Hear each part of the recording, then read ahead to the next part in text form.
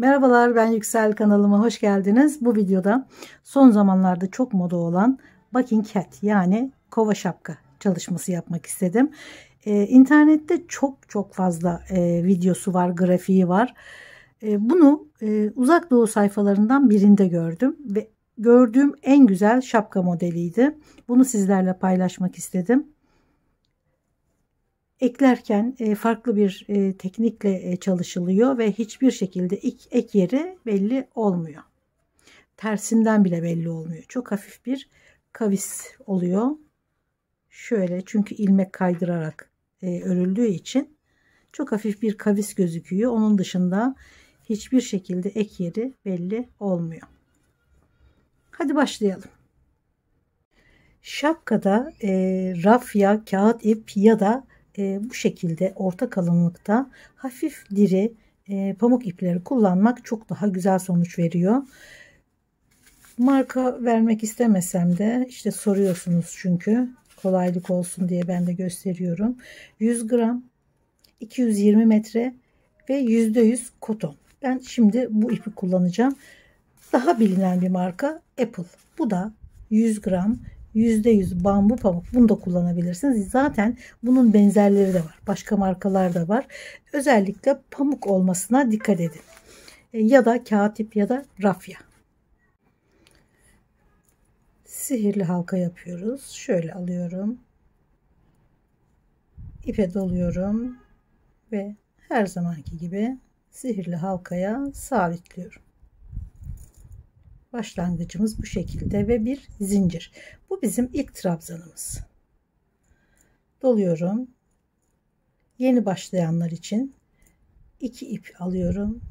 2 ip alıyorum. Bu ikili trabzan oluyor. Hemen şuraya iğneyi takıyorum.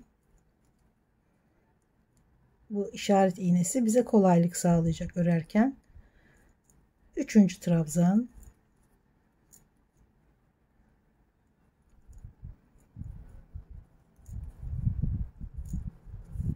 Ve 12 tane örüyorum. 12 trabzan bittikten sonra sırayı şu işaret iğnesinin olduğu yere bağlıyoruz. İğneyi çıkarıyorum. Tığı şu şekilde alıyorum. İlmeği örgünün arkasına çeviriyorum.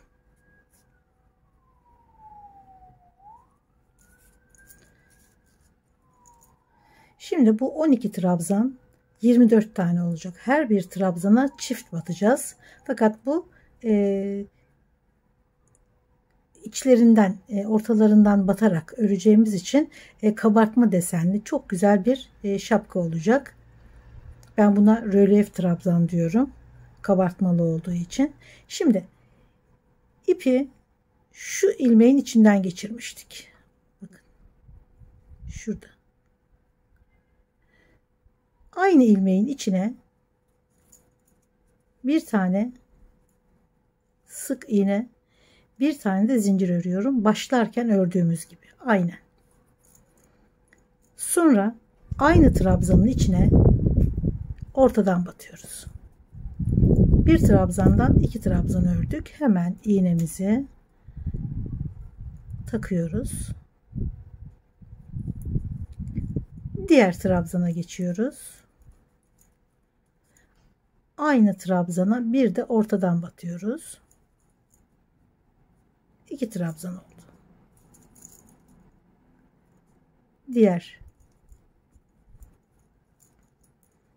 ortadan bu şekilde örerek 24 trabzan tamamlıyoruz.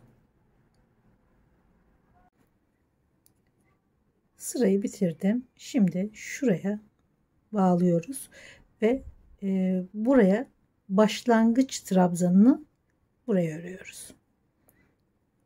İğneyi çıkartalım.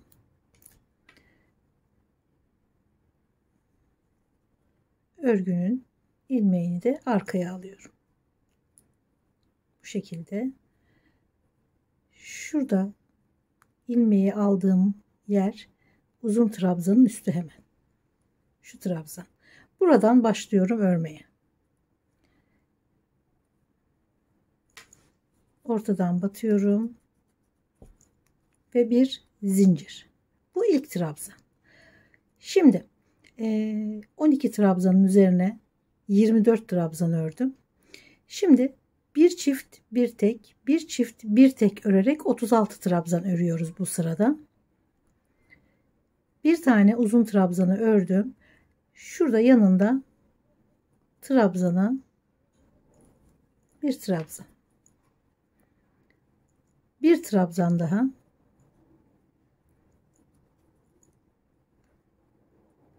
Şuradaki kabartma trabzanların aralarında bir tane trabzan var. Çünkü bir trabzana 2 kere batmıştık. Kabartma olanları gene kabartma örüyoruz. Aradaki tek trabzanı da çift batıyoruz.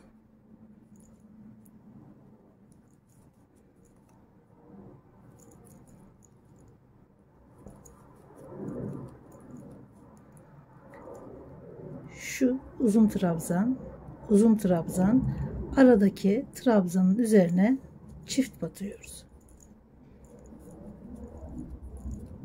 Sonra tek, bir çift bir tek örerek devam ediyoruz.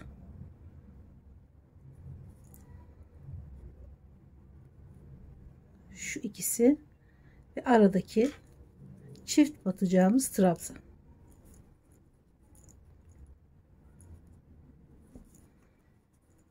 Sıra sonunda 36 trabzan oluyor.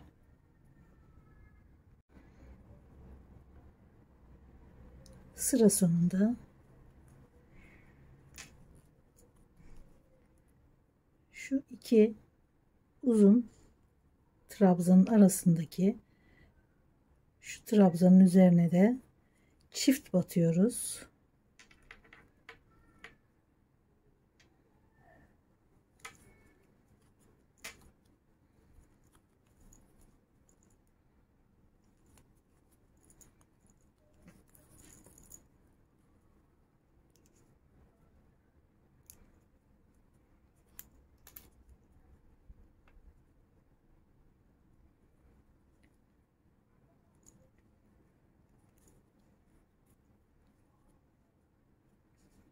Bir tek bir çift olarak sırayı bitirdik 36 trabzanla. Şimdi bu sırada 48 trabzan örüyoruz. Şuradayız bakın, ipi buradan geçirdik. İlk trabzanı da buraya yapıyoruz.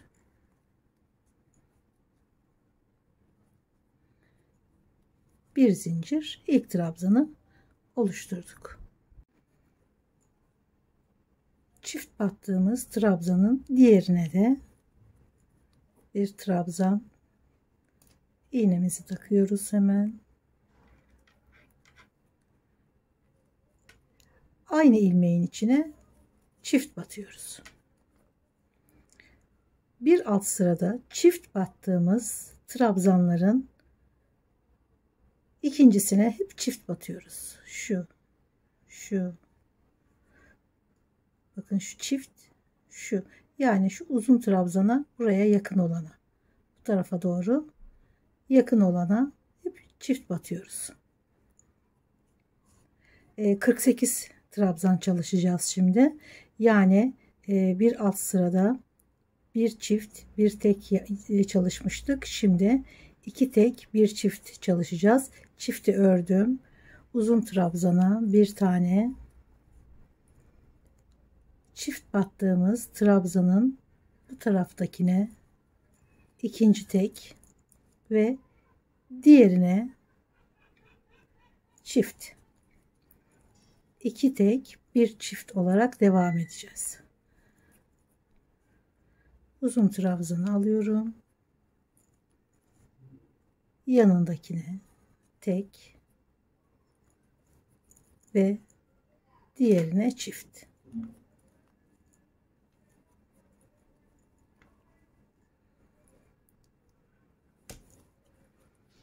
Tek ve çift.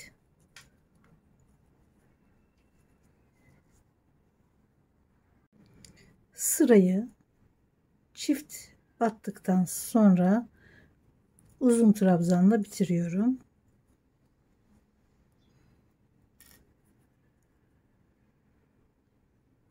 İlmeği arka tarafa alıyorum. Şimdi bu sırada şuradaki uzun trabzanları arttırıyoruz. Bakın, iki uzun trabzan arasında 3 trabzan var. Ortadaki trabzanlara uzun trabzan çalışacağız. Şunlar artacak. Şimdi ilmeği geçirdiğimiz yer şu trabzanın üstü. Şurası. Yani tam ortadaki trabzan.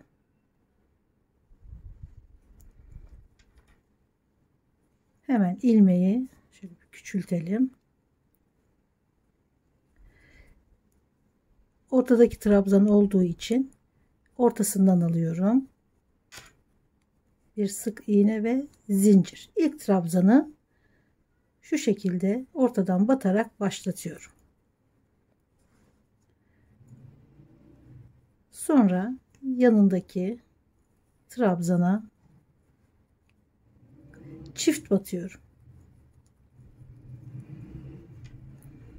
İğnemizi de hemen takalım.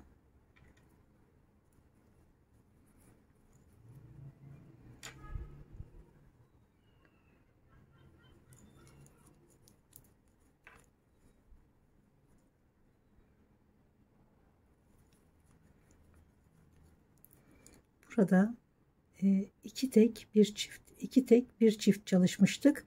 Bu sırada 3 tek bir çift çalışacağız. Bir çift hemen ördük. Bir trabzanın ardından 1 2, bu üçüncü çift tek olacak. Bunu da gene ortaya uzun trabzan olarak örüyoruz. Ve arttırmanın, şuradaki arttırma trabzanının ikincisine çift batıyoruz. Bu sırada da çift ilmekler, şu ortadakine uzun trabzan batıyoruz. Hemen yanındakine çift batıyoruz. Uzun trabzan, ortadakine, yanındakine çift batıyoruz.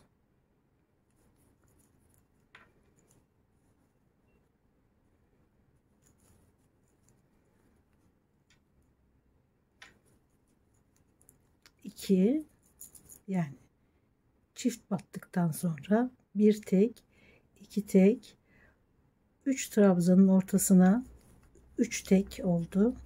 Hemen yanındakine şu arttırdığımız, bir sıra önce arttırdığımız 2 trabzanın diğerine de çift batıyoruz.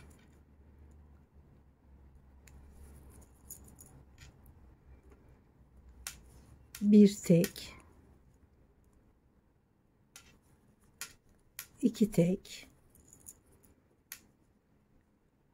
3 trabzanın ortası uzun trabzan, 3 tek oldu.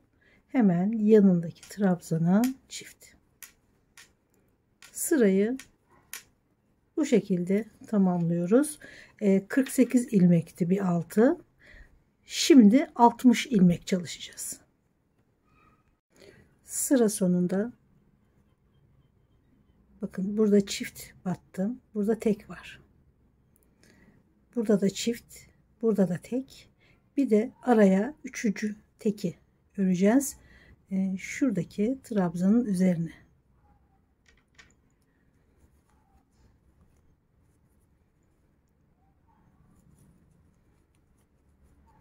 Şimdi arada 3 tane tek oldu. Hemen bağlıyoruz.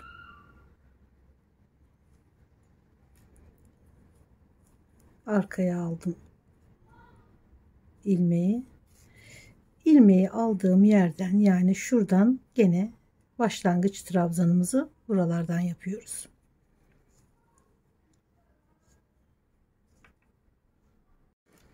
Bu sırada 72 trabzan çalışacağız. Şöyle uzun trabzanlar Burası da sonradan eklediğimiz uzun trabzanlar. Bir tarafında çift battık. 2 trabzan var. 2 uzun trabzan arasında. Bu tarafta bir tane var. Şimdi bu bir tane olan trabzanların üzerlerine arttırmalar yapacağız. Yani çift batacağız. 1, 2, 3, 4 tek. Gene buraya çift. Şöyle 2 uzun trabzanlar. Şu da sonradan başladığımız uzun trabzanlar. İkisinin arasında birinde 2 tane, birinde bir tane trabzan. Buralara çift batıyoruz. 4 tek, bir çift. 4 tek, bir çift. Şimdi örmeye başlıyoruz.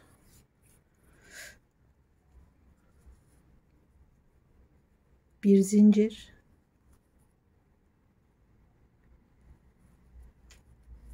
bir trabzan ve iğnemizi unutmuyoruz.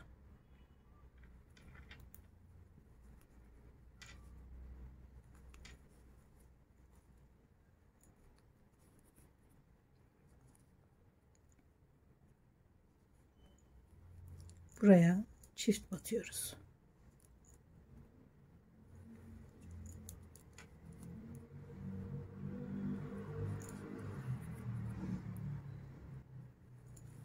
Uzun trabzan,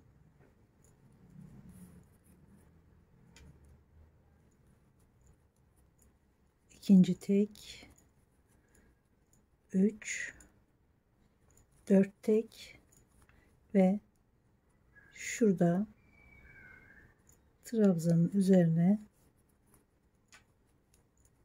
çift batıyoruz.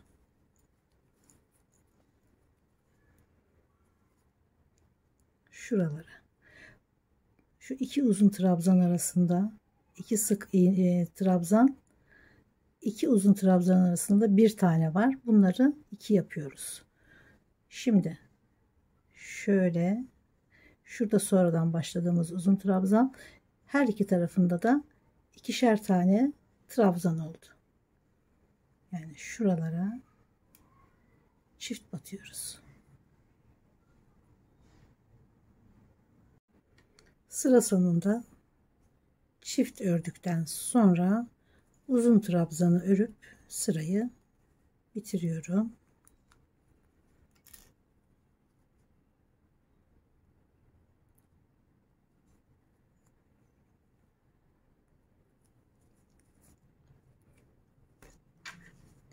Şimdi bu sırada 84 trabzan çalışacağız. Buradaki arttırma yerlerimizde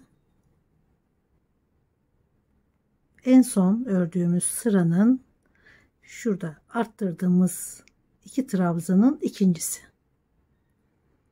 1, 2, 3, 4, 5 tane örüyoruz. Diğer arttırmanın üzerine çift örüyoruz. Şuraya. 1, 2, 3, 4, 5 tek, arttırmanın diğerine çift. Yani 5 tek bir çift olarak 84 ilmek çalışacağız. İlmek nereden geçiyorsa şurası bizim ilk trabzan yerimiz oluyor.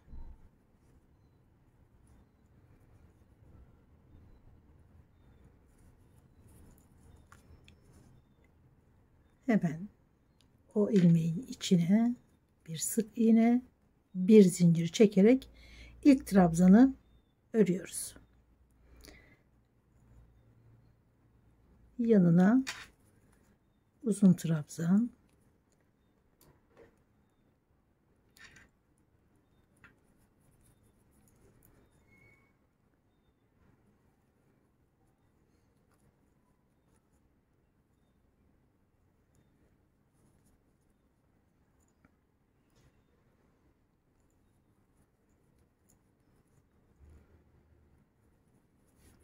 arttırmamızı örüyoruz.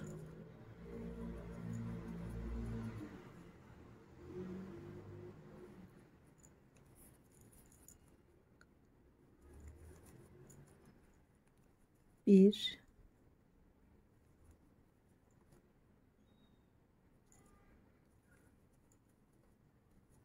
iki,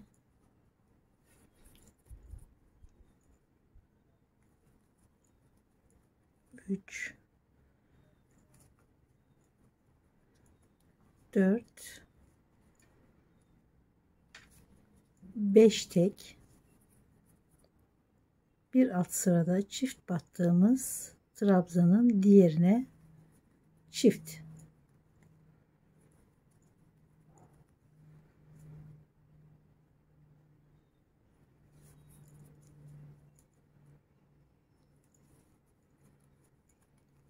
Bir, iki,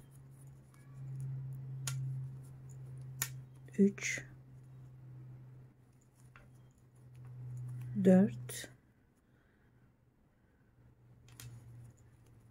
beş ve çift. 84 trabzanla sırayı tamamlıyoruz. Şuradaki trabzanın üzerine de bir trabzan ve sırayı bitiriyorum.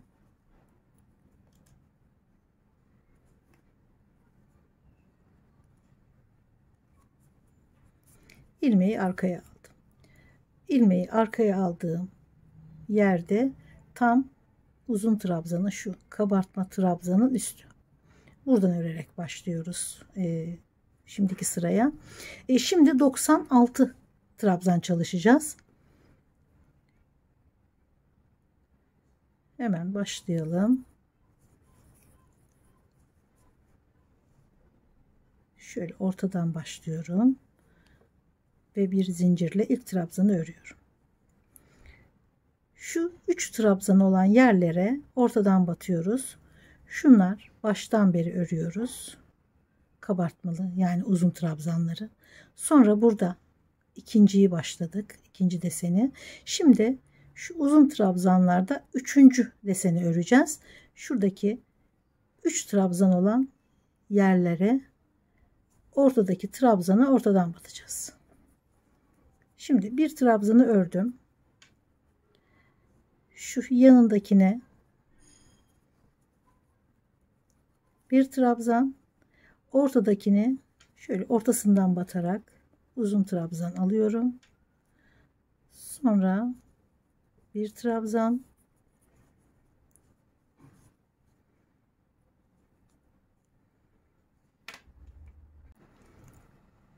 çift batıyorum. Yani arttırdım.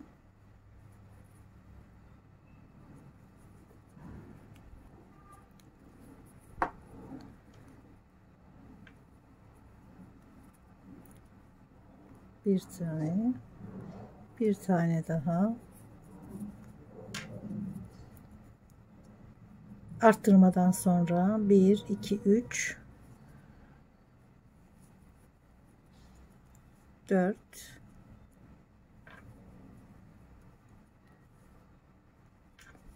5, şuraya 3 tane trabzanın ortasına 6 tane tek ördüm. Şurada arttırma yaptıktan sonra 1 2 3 4 5 6. Şimdi arttırma yapıyoruz. 6 tek bir çift örüyoruz.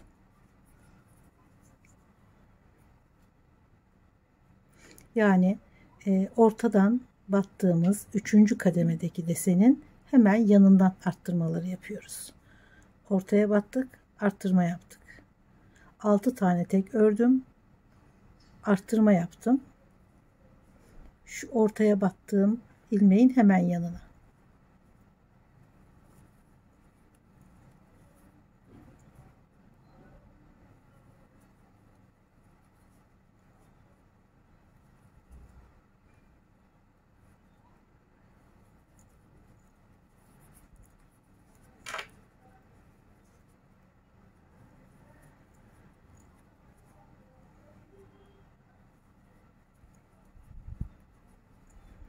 Şimdi 3 trabzanın ortasına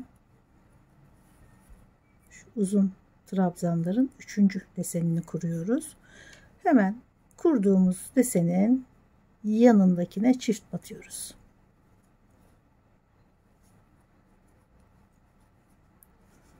Şurada çift battık. Burada çift battık. 2, 4, 6 tane de tek. Sırayı bu şekilde 96 trabzanla tamamlıyoruz. Sırayı şurada 2 tane trabzanın üzerine 2 trabzan örerek bitiriyoruz.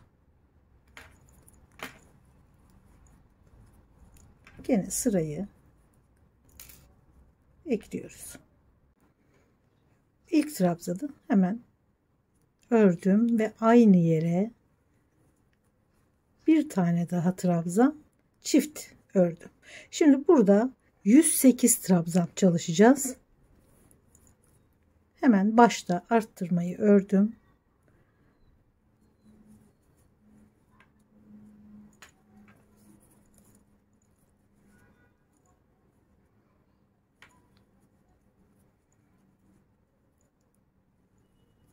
Trabzanlara devam ediyorum. Arttırma en başta.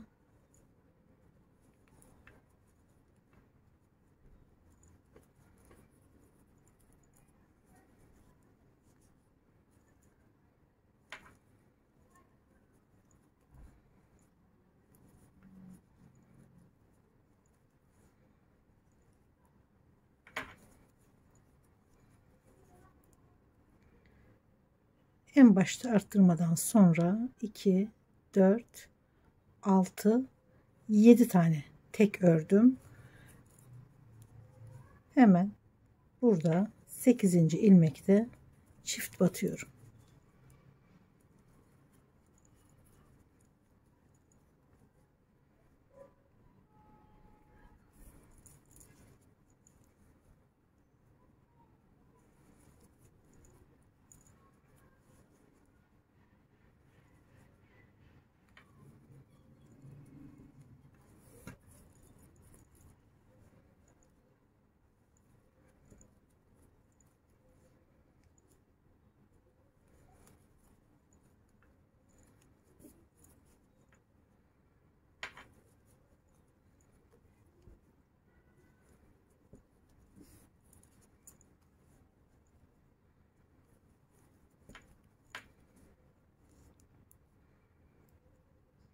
Şurada arttırma yeri 2, 4, 6, 7 tekten sonra gene hemen yanındakine bir arttırma.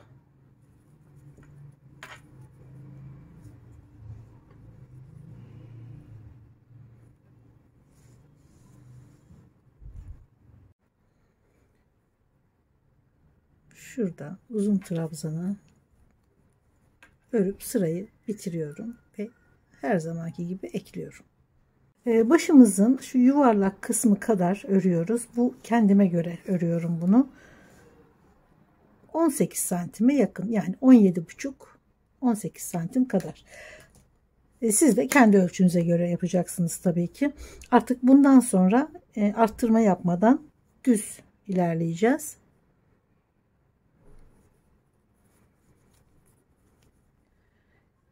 İlmeği geçirdiğimiz boşluktan ama arkadaki tek kanadı alarak, yani bu şekilde değil, şöyle göstereyim, böyle değil, şöyle arkadan ip alarak örüyoruz. Bir de zincir, ilk trabzanı ördük. Devam ediyoruz. Bu uzun kabartmalı trabzanları gene aynı şekilde diğer trabzanları arka iplerini alarak, şöyle değil, şu arkadaki ipi alarak devam ediyoruz. Hiç arttırma yapmadan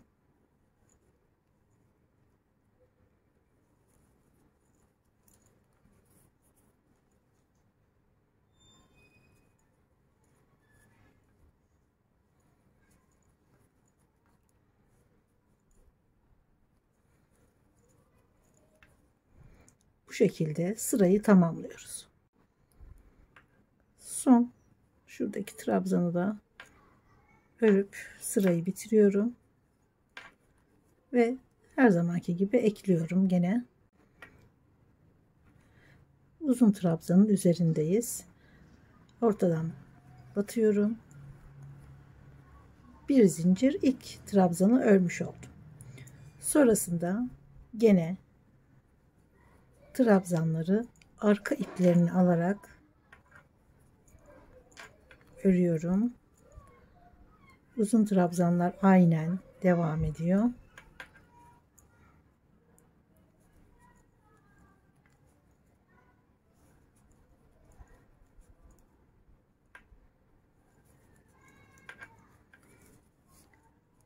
Buradaki ilmek sürekli kaya kaya gidiyor.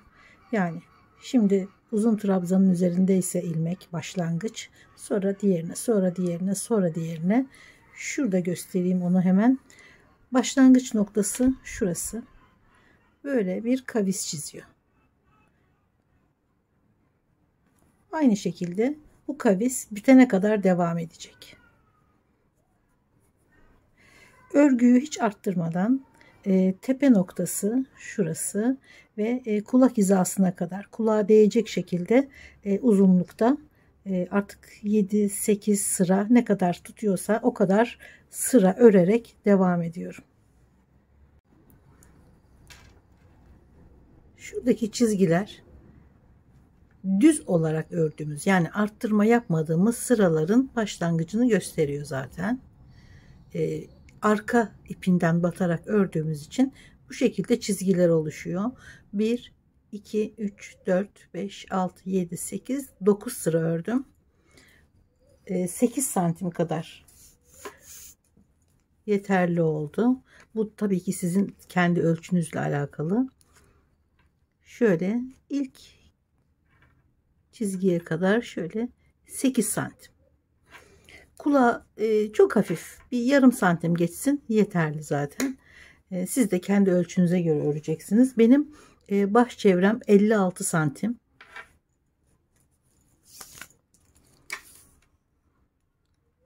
Şöyle göstereyim.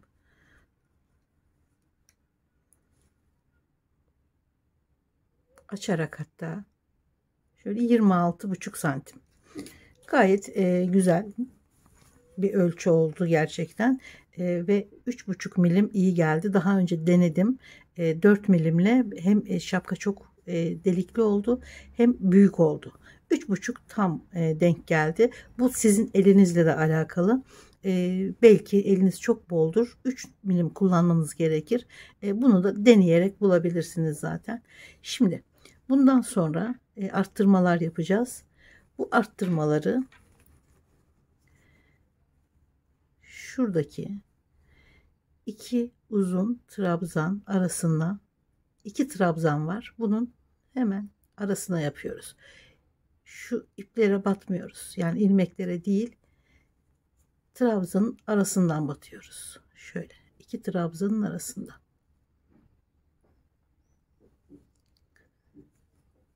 Buradan şöyle tersinden ilmek kaya kaya geliyordu biliyorsunuz. Şöyle bakın devam etti buraya kadar. Çünkü her seferinde bir diğer ilmeğe kayıyor örgü. Bunun dikişsiz olarak yapılan tekniği bu şekilde oluyor çünkü. Şimdi şuraya bağlıyoruz. Bu örerken yaptığımız ilk trabzan. İğne yok şu anda orada takılı. Eğer takılı olsaydı burada olacaktı iğne. Şurada. Yine bir sırayı bağlıyoruz. Bağladığımız noktada gene arka ipine batarak bir sık iğne, bir zincir. Bu bizim ilk trabzanımız. Sonra şu üstten battığımız trabzan. Şimdi şuraya bir tane daha ve araya batıyoruz. İki trabzanın arasına.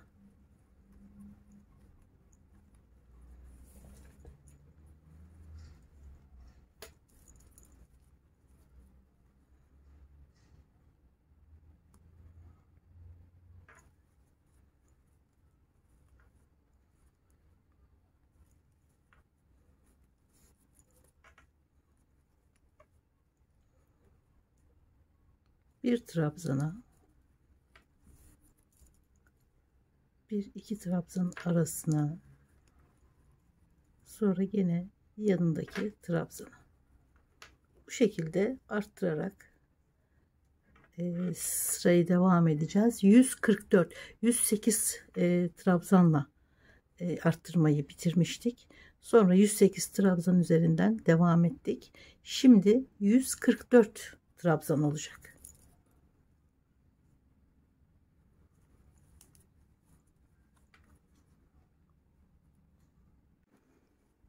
Sıra sonunda arttırma yaparak sırayı bitiriyorum. Ekliyorum. Uzun trabzanın üzerindeyim. O yüzden ortadan alıyorum trabzanı. İlk trabzanı örüyorum. Şimdi bütün trabzanları olduğu gibi örüyoruz. Hiç arttırma yapmadan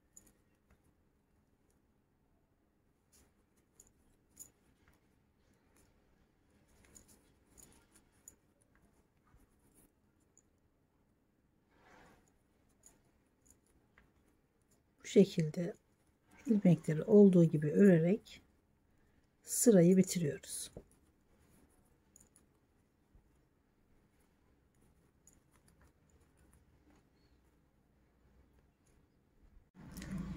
Son 3 trabzan sırayı bitiriyorum. Her zaman olduğu gibi birleştiriyorum sırayı. Şimdi gene arttırmalar yapacağız. Nasıl yapacağız arttırmaları? Hemen burada başlıyoruz zaten. Şu trabzanı örüp şu ortadaki üçüncüye çift batıyoruz. Sonra 2 tane normal örüyoruz olduğu gibi. Tekrar çift batıyoruz ortadaki trabzana. 2 tane çift örmeden atlıyoruz, örüyoruz. Sonra gene ortadaki trabzana çift batıyoruz.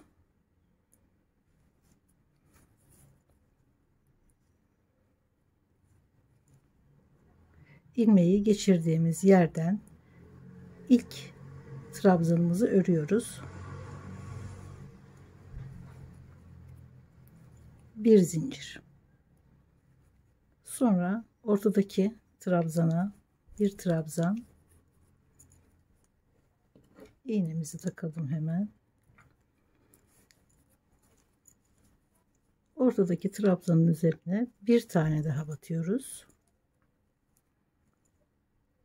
Sonra yanındakine üçer tane olan trabzanlar burada 4 tane oldu.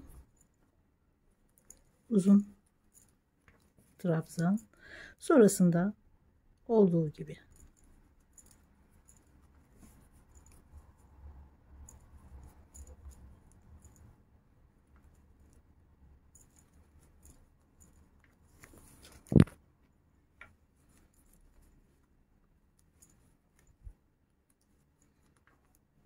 bir tane daha,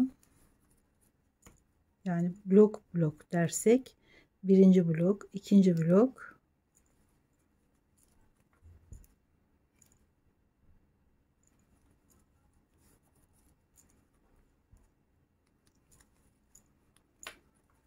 iki taneyi arttırmadan geçtim. Şimdi burada arttırıyorum.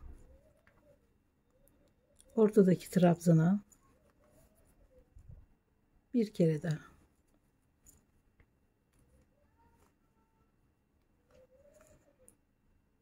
Bunlar arttırılmadan geçtik.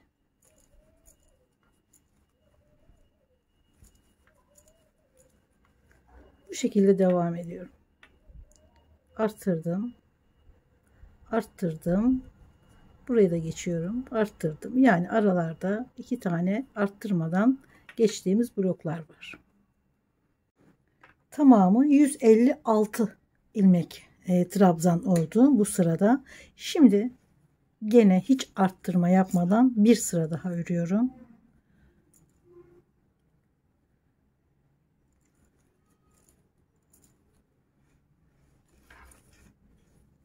İğnemizi takalım.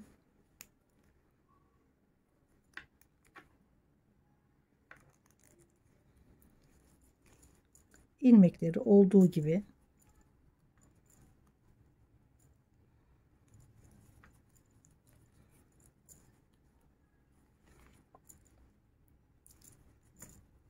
herhangi bir arttırma yapmıyoruz.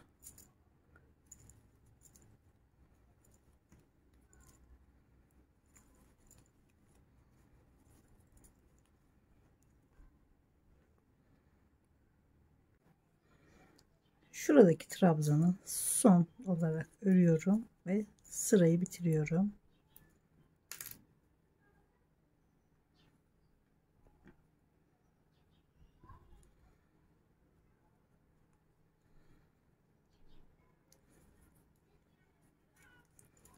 Bir zincir aynı ilmeğin içine, ama tabii ki hep dış kanatları alarak ilk trabzanı örüyorum. Hemen yanına ikinci trabzan,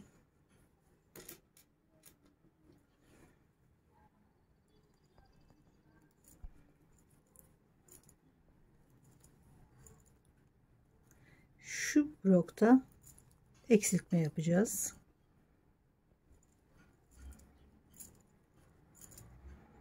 Orta trabzana geliyorum. 3 trabzanın ortasına 2 kere batıyorum, arttırıyorum. Yanındakine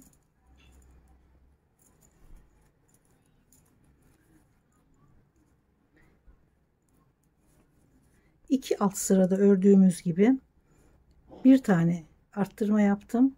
2 blok arttırmadan örüyorum. Şurada orta trabzanda arttırma yapıyorum. 2 tane arttırmıyorum.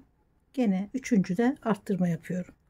Sırayı bu şekilde 168 trabzan olarak bitiriyorum. Şimdi bir üst sırada gene olduğu gibi örüyoruz. Hiç arttırmadan. Bu sırada arttırma yapacağız. Toplam 180 trabzan çalışacağız.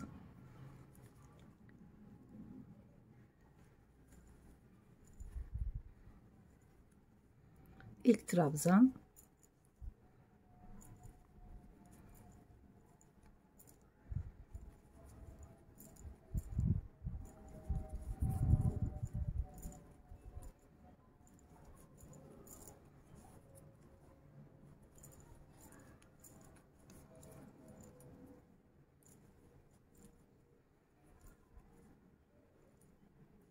orta trabzana geliyorum ve burada arttırıyorum.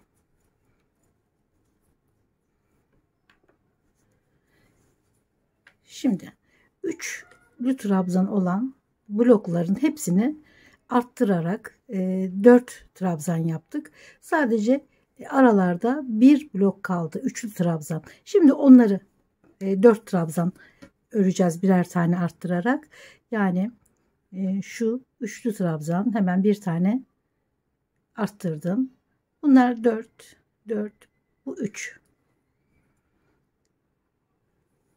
4 trabzan, 4 trabzan, bu 3. Şimdi 3 olan trabzanların ortalarına batarak gene 2 bloktan sonra 3. blokta arttırmış oluyoruz. Yani blok aralarında hepsinin 4'er tane trabzan kalıyor. Arttırma yaptıktan sonra 2 sırada hiç arttırmadan ördüm. Şurada belirgin şekilde gözüken aralara battığımız tek bir sıra çalışmıştık bunu. Oradan itibaren sayarsak 1, 2, 3, 4, 5, 6, 7, 8, 9 sıra. Tepe kısmı 18 santim. 8 santim kulağa kadar olan bölümdü. bir 10 santim kadar da arttırarak ördük. Toplam yani tamamı 25 santim oldu. Bu kendime göre. Yani ben kendime göre ördüm bunu. Siz de kendinize göre ölçü yaparsınız. Dediğim gibi ben bunu 4 numarayla denedim. 4 milim tığla denedim. Hoşuma gitmedi. Hem büyük oldu hem model çok gevşek oldu. O yüzden 3,5 denedim ve tam oturdu. Yani eliniz çok gevşekse 3 ile bile örebilirsiniz. Örgü bittikten sonra ipi gene aynı şekilde içinden alıp kaybettim. Umarım beğenmişsinizdir. Umarım gene emeğinize değecek modellerden biri olmuştur. Çünkü gerçekten ben çok beğendiğim için çalışmasını yapmak istedim. Videolarımı beğeniyorsanız ve bundan sonrakileri de izlemek isterseniz beğenmeyi ve abone olmayı lütfen unutmayın. Görüşmek üzere. Hoşça kalın.